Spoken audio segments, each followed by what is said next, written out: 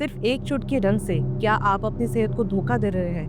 नमस्कार दोस्तों, ruling out channel में आपका फिर से स्वागत है। अमेरिका में 7 दिसंबर 2024 को एक सिंथेटिक कलर रेड डाई 3 उसके साइड इफेक्ट्स की वजह से उस पर बैन लगा दिया गया। लेकिन भारत में आज भी ये फूड कलर्स हम सब कंज्यूम कर रहे हैं। इनके साइड इफेक्ट्स के बारे में जानने के बाद आप खुद समझ जाएंगे कि ये कलर्स किसी जहर से कम नहीं और जाने अनजाने में हमारी हेल्थ को टारगेट किया जा रहा है। अगर मंचूरियन लाल ना होता तो क्या आप खाएंगे?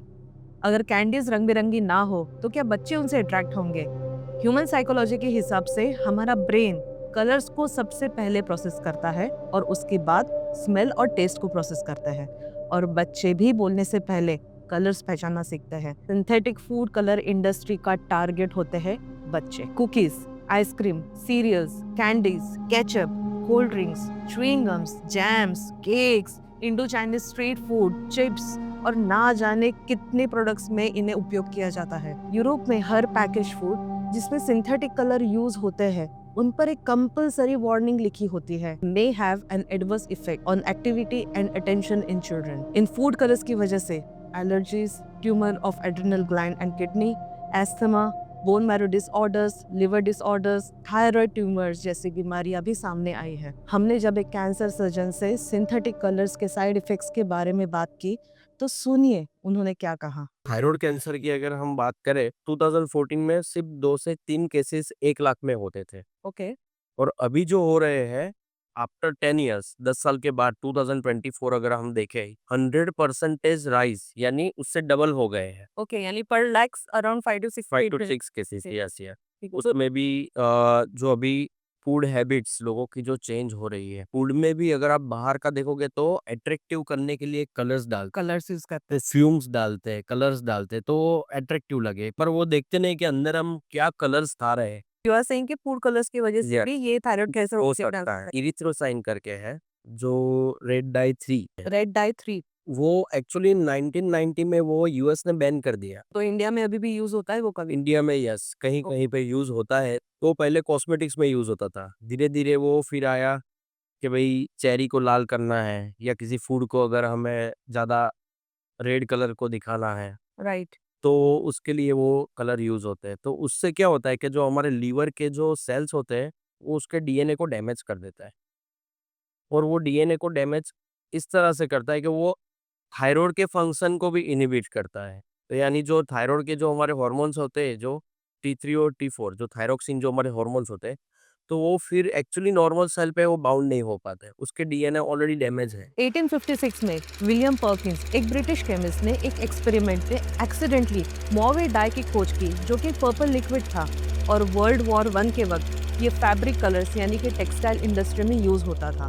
1906 में अमेरिका ने इसे अपनाया और 1957 में ब्रिटेन में ये लीगलाइज हुआ और वहां से पूरी दुनिया ने अपनाया। बेसिकली सिंथेटिक फूड कलर्स या artificial food colours industrial dyes है जो पेट्रोलियम प्रोडक्ट से मिलता है। इनका हमारे फूड में न्यूट्रिशन में कोई काम नहीं होता क्योंकि ये सस्ते हैं, आसानी से मिल जाते हैं, नेचुरल कलर्स की तरह फेड नहीं होते और इनका कोई टेस्ट नहीं होता। आज सिंथेटिक फूड कलर इंडस्ट्री का 2023 में वर्ल्ड वाइड $3.2 बिलियन का बिजनेस है और इंडिया में 2023 में 5.3% सेल्स में ग्रोथ देखा गया है। चलिए थोड़ा साइंस की मदद से समझते हैं। Basically synthetic food colour nano particles होते हैं, मतलब जिनका पार्टिकल साइज 100 नैनोमीटर से कम होता है। इसलिए ये एक प्रोटीन बाइंडिंग इफेक्ट क्रिएट करते हैं, मतलब आपकी बॉडी एंजाइम्स को ब्रेक डाउन नहीं कर सकती, न्यूट्रिशन एब्जॉर्ब नहीं होता और हमारा डाइजेशन भी डिस्टर्ब होता है। इससे बॉडी में इन्फ्लेमेशन और इंटेस्टाइन डैमेज होता है और ये नैनो पार्टिकल्स हमारे बॉडी में ब्लड प्रोटीन के साथ में बाइंड हो जाते हैं। इसलिए तो कैंडी खाने के बाद हमारी टंग कलरफुल हो जाती है। टंग तो नॉर्मल कलर की वापस हो जाती है, लेकिन ये पेट्रोलियम पॉइजन आपके सेल्स के साथ बाइंड होकर आपके सेल्स को हमेशा के लिए डैमेज करते हैं और ऑटो इम्यून डिजीजेस में भी कन्वर्ट करते हैं। इतना ही नहीं, ई कोलाई और सैल्मोनेला जैसे इन्फ्लेमेटरी बैक्टीरिया के साथ ये आपके बॉडी के माइक्रोबायोम को बदल देता है, जबकि जरूरी बैक्टीरिया बॉडी से फ्लश आउट हो जाते हैं। अब ये चार्ट देखिए, चाहे तो इसका स्क्रीनशॉट भी सेव कर लीजिए। ये लिस्ट है country wise synthetic food colours की। जैसे कि आप देख रहे हैं कि भारत में वो सारे कलर्स यूज किए जाते हैं जो दूसरे देशों में बैंड है। E124 कलर आपके आरबीसी को कम करता है और हीमोग्लोबिन को डिस्टर्ब करता है। E127 कलर तो कोल टार से बनता है।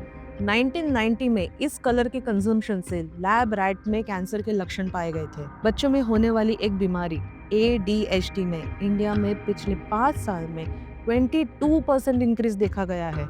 माना जाता है कि इसका कारण सिंथेटिक फूड कलर्स भी है। तो दोस्तों, सिंथेटिक फूड कलर्स का काम सिर्फ और सिर्फ फूड को अट्रैक्टिव बनाना है। FSSAI food safety and standard authority of India के मुताबिक 100 से 200 ppm की क्वांटिटी ही परमिटेड है।